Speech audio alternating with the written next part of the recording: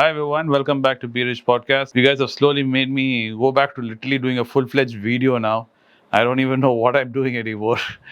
So I'm just wanting to give you guys something to hear in the morning to motivate you guys to invest as the markets open. When you get into your day, I just wanted something to talk about what great investors do in the morning, how they start their day to motivate you and inspire you into getting your day going. This is turning more and more into a video where now Anand is also feels like he should be part of this and he's bulldozed himself into this video now. So today, anyway, like coffee with Karan, we'll do coffee with Anand. And Anand is not drinking coffee because it's not part of his what do you call diet regime right now. Drinking coffee at this time. So, without wasting much further time, Anand, what do you feel like talking about today? Something about college degrees. Is it worth it? We were talking before the cameras turned on. Are college degrees worth it? You're asking me? Yes. You have one, I have one. You strongly encouraged when I came out of school that I should get one. Yeah. But now opinions have changed, I think, after 25 years. No, I don't think opinions have changed. See, when if you're going to spend a lot of money on your college degree and you think you're going to get returns out of it, then it's not worth it. You're mistaken. Yeah. College is a place where you network, you build a Rolodex. There is one generation ahead you, there is one generation behind you, and there is one generation with you.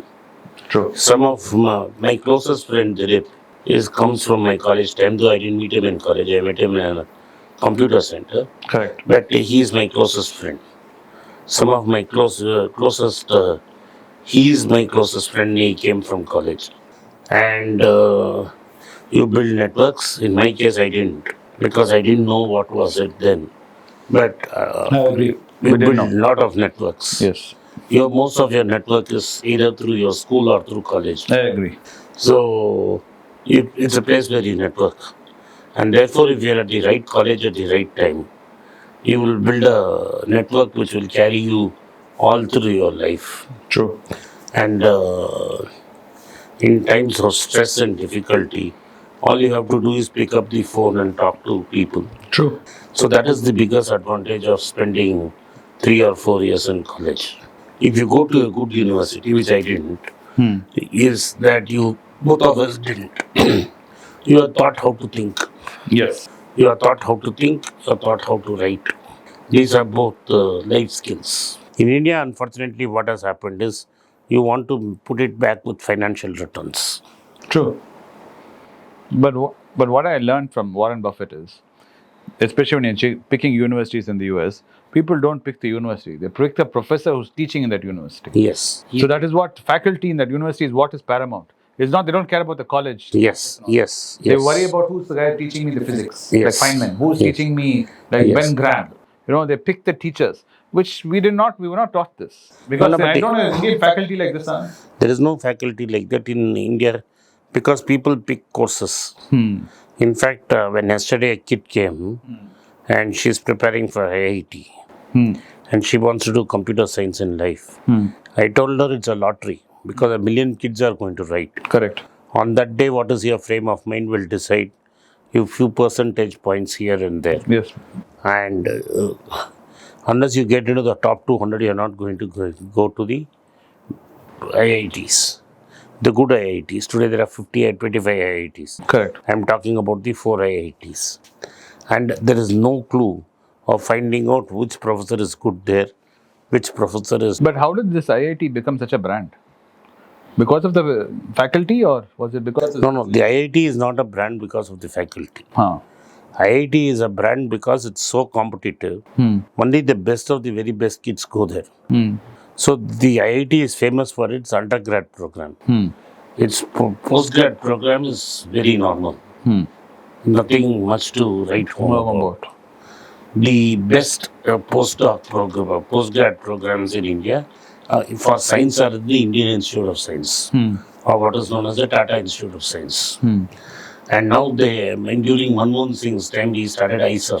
In India, unfortunately, very unfortunate, we don't pay much attention to social sciences. True. But most successful people I know in this world, whom I admire today, are not from natural science. But I have a question here. I'm sorry to interrupt. What you say is very true. In India, we don't have much respect for social science, but all our great leaders in this countries have come from social That's science what I'm saying. bedrock. Why didn't they? Why didn't they invest in this?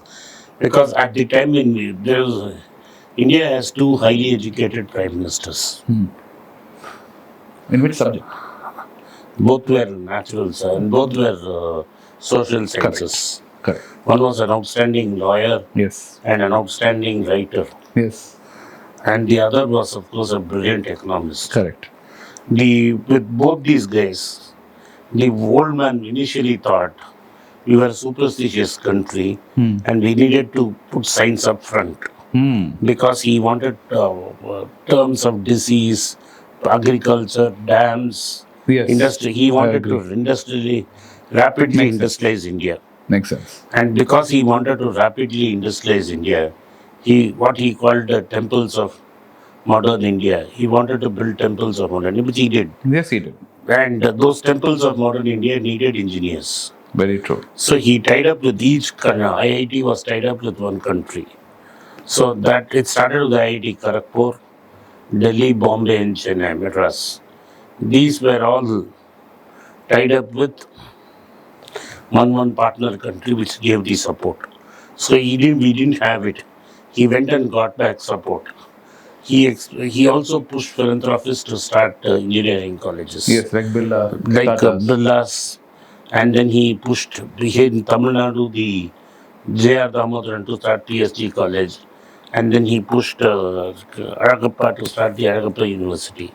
So these are two examples I'm giving you, where he pushed a lot of science because India needed science at that time. And he gave too much importance to postgraduate and postgraduate studies. He started the Indian Institute of Statistics, which is again science. Correct. And then he pushed Tata to start the Tata Institute of Social Sciences, which was social science. But it was a Tata initiative. It was the Tata Institute of Social Sciences. So basically what has happened is, because of that temperament, and he was interested in scientific temperament and all that, and not many people know that he pushed. He got Homi Bhabaya Pasi to come back from Cambridge and asked JRD to fund him to start the Tata Institute of Fundamental Research, and which is Baba's creation. Baba was involved in both atomic research and along with Vikram Sarabhai started the Committee on Space Research in 1962. Very true. We saw the dividends yesterday. You saw the dividends yesterday. So both Baba and Vikram Sarabhai died very young. True. Baba was killed tragically in an air accident in 1966. Yes. And Sarabhai died in 1971. True. But he got Kurian to start Amul. True. And M.S. Swaminathan and C. Subramaniam, much after him, his daughter's time, they started the rice project, which has fed everybody. So these are the needs. He needed to feed everybody. He needed to control disease. Also, at the time of independence, he was very reliant on heavy industries in India. He developed all our heavy industries. All the heavy industry was developed by him. So all this required science. So he was really singularly focused on science. Okay. And I think his theory was that you had to fill the stomach before you could think of anything further. First was feed the population. Yes. Okay, that I agree. But then when our second great character came, when he came to power, when the economic liberalization happened, he opened up the country and he modernized us in the way we are today, bringing all this technology in. Why was there an impetus from him to push social sciences in India? He did, in the sense that he started the Nalanda University with Amartya Sen. But this government has knocked off Amartya Sen because they don't want him. But Amartya Sen and him, the great man himself, did not see eye to eye. Correct. But he respected him enough as an academic to make him a chancellor. And immediately after Nehru's death, we created the Jawaharlal Nehru University, which is an institute of great social learning. Maybe a bastion of left, and the government doesn't like it today. But it was a social science thing. That was our first major social science, was the Jawaharlal Nehru University, JNU. And where do these IIMs come into the picture? The IIMs came in the 1950s. Okay. Because for the heavy industries, he needed managers. Okay. He started the Indian Institute of Management, Ahmedabad. Again, a gift of Vikram Sarabhai. So you can reduce this to 4-5 figures. So and then the team built. Correct. If you go back and look at all this, there'll be 4-5 guys who have built this all put together. They were all interdisciplinary and they did a lot of things. And so what happened is, then the primary people like the state started concentrating on primary education, especially in the south. True. So it started by my time. You had too many people passing out, looking for colleges, and there was no college at all.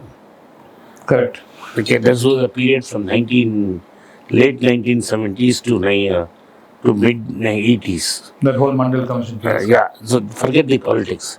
By 86, they realized that the government cannot fill enough colleges, and they privatized it. Correct. And so and that he kept encouraging. Even this man kept encouraging.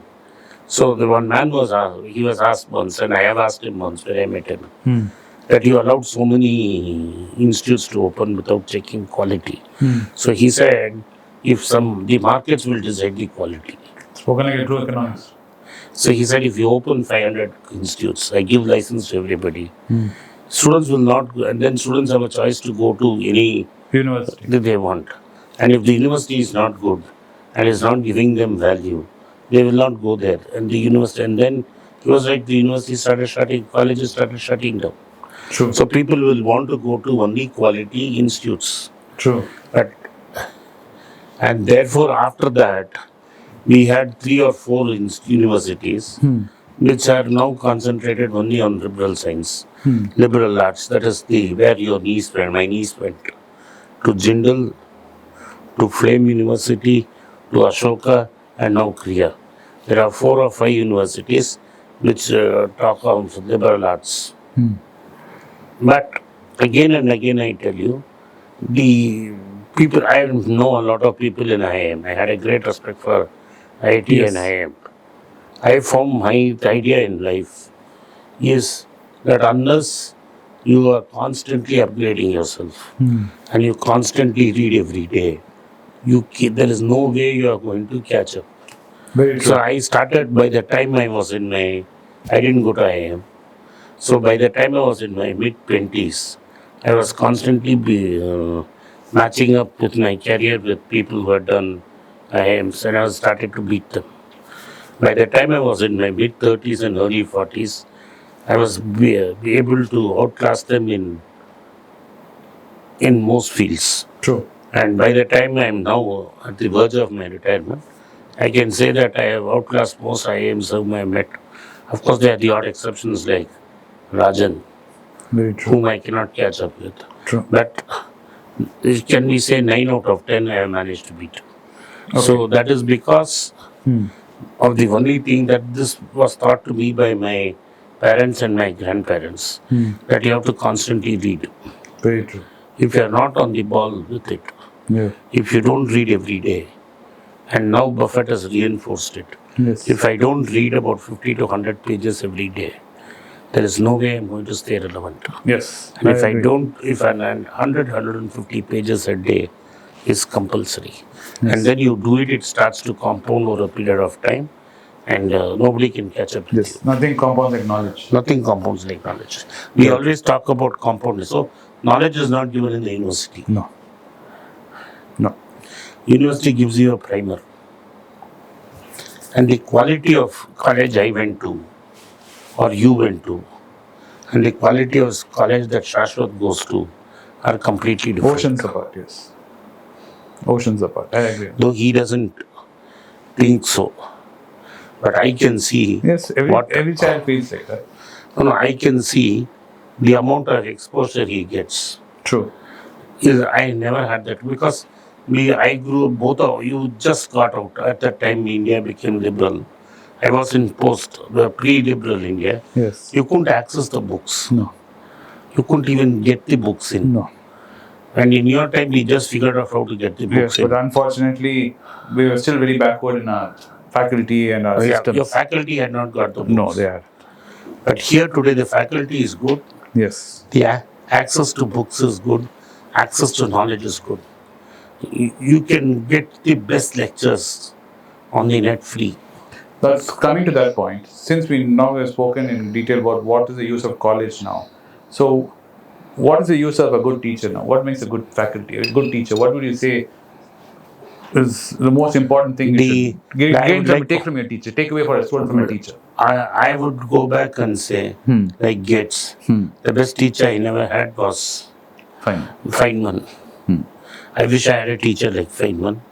I would have loved physics. And you had a very good teacher in Yes, my physics teacher, Santosh Madhavan, also is fabulous. Fabulous. He's somewhere in the US right now. So, yeah, but I never had such experience. My best teacher was Manmohan Singh. Yes. That is who I learned by watching at a distance, observing. Yes. My best other teachers, of course, not many, I have not acknowledged it. My best teacher was George Soros. Yes. Because from Soros is where I learned investing.